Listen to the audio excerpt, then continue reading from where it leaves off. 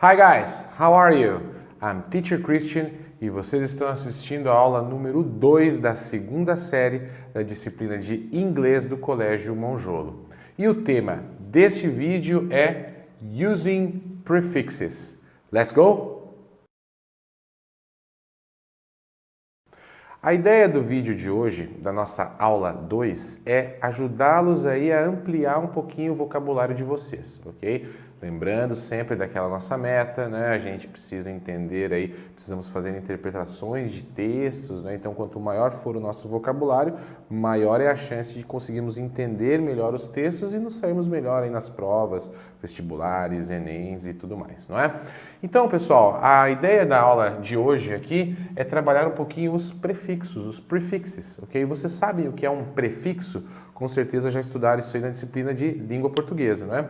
Então, what are prefixes? Prefixes are letters added in front of a word to change its meaning.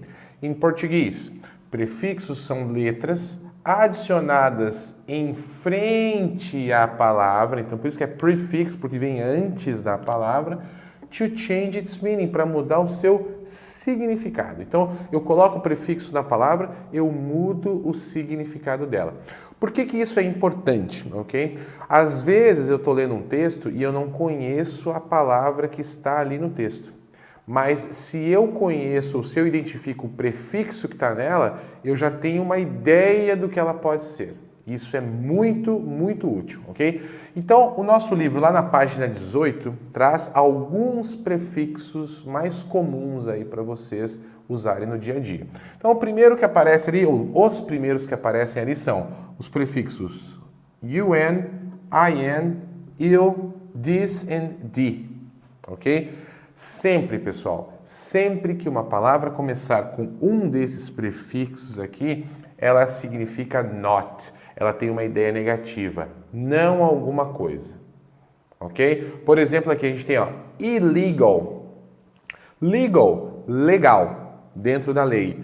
Illegal, not legal. Ilegal, fora da lei. Tem uma ideia negativa. Então, todas as palavras que começam com esses prefixos aqui têm uma conotação negativa e significam não alguma coisa. Como o caso do nosso exemplo aqui em cima, ó. Common, comum. Uncommon, incomum. Not common. Viram só? Sempre dessa forma. Se eu não sei o que significa common, mas eu sei o que significa o prefixo, eu já tenho uma ideia que é não alguma coisa.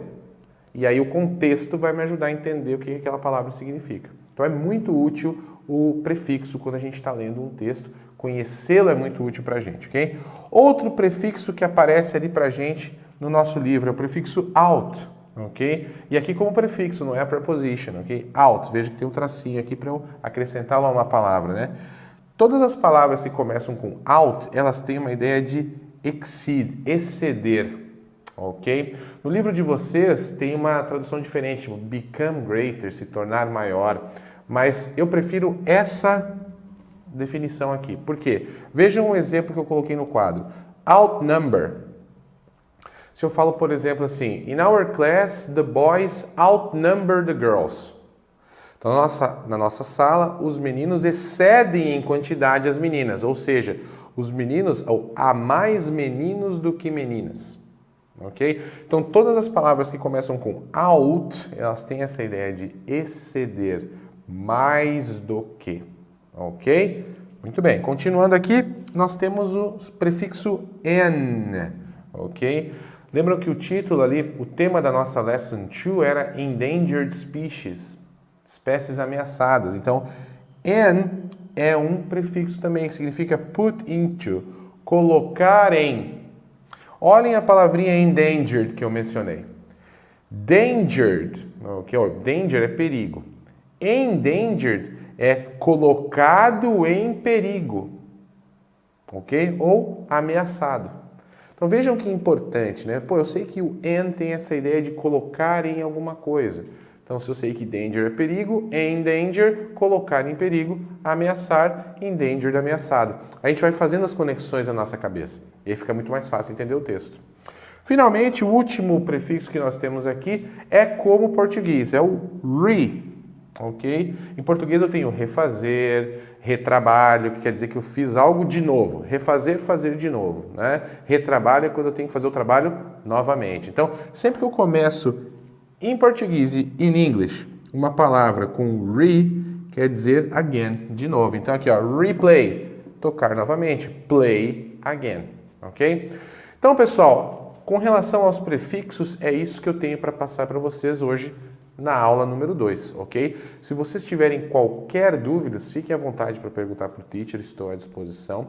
Lembrem, esse assunto aqui é muito bacana, é muito importante para que vocês construam o vocabulário de vocês e para que vocês possam usar até como uma estratégia de leitura ali na hora que vocês estiverem lendo algum texto em inglês, ok? Então agora o que nos resta é praticar e para isso nós vamos lá para o nosso livro, beleza, pessoal? Let's continue studying hands-on.